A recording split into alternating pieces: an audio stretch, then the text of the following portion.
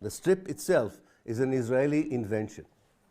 Gaza was a cosmopolitical town on the Via Maris, the road from Alexandria up to Alexandretta in Turkey.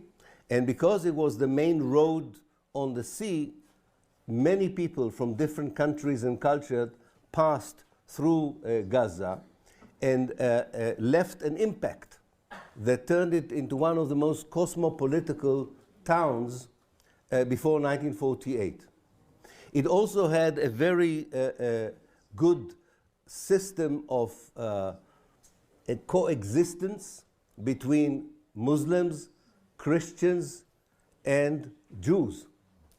Just recently, a friend of ours found an interesting declaration in 1905 by the three heads of the religions in the city of Gaza, expressing their delight in 1905 and how well are the three communities deal with issues of friction, disagreement, and conflict.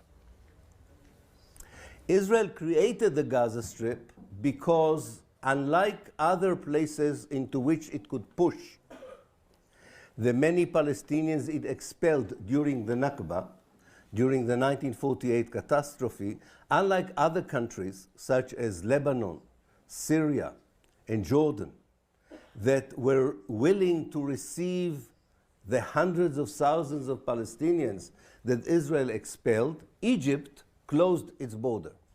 Egypt refused to accept even one Palestinian.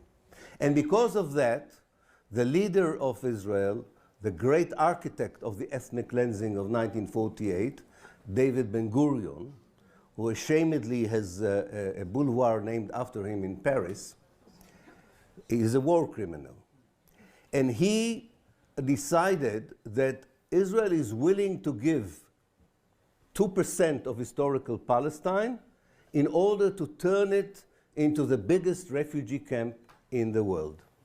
And that's how the Gaza Strip was created, by the Israelis as a kind of rectangle, a structure, a geometric kind of structure, into which Israel pushed the Palestinians from the central of Palestine and from the south that Egypt was unwilling to accept.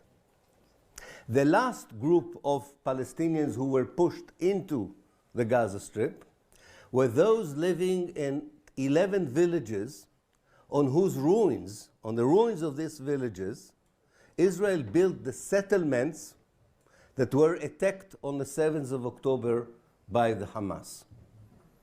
So the Hamas attacked settlements built on the ruins of the last villages of Palestine that were destroyed by the Israeli army and expelled to Gaza. In the Israeli archive, we have a very known document called Order Number 40. Order Number 40 is from the 25th of November 1948, and it was sent by the Israeli Central Command to the commander in the area of Gaza.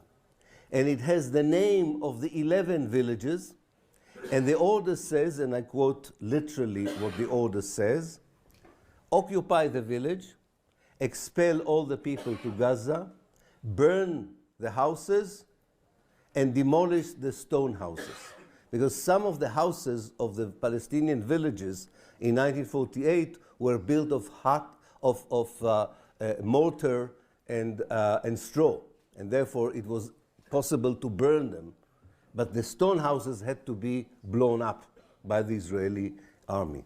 So one historical context we have here is a generation of grandfathers and grandmothers, fathers and mothers, grandchildren that live either directly or indirectly the Nakba of 1948 in a very vivid way on a daily basis, not only because they are thinking about Jaffa or they are thinking about Beersheba or any other place from which they were expelled, but also by watching the Israeli settlements on the other side of the fence from which most of their parents and grandparents came from.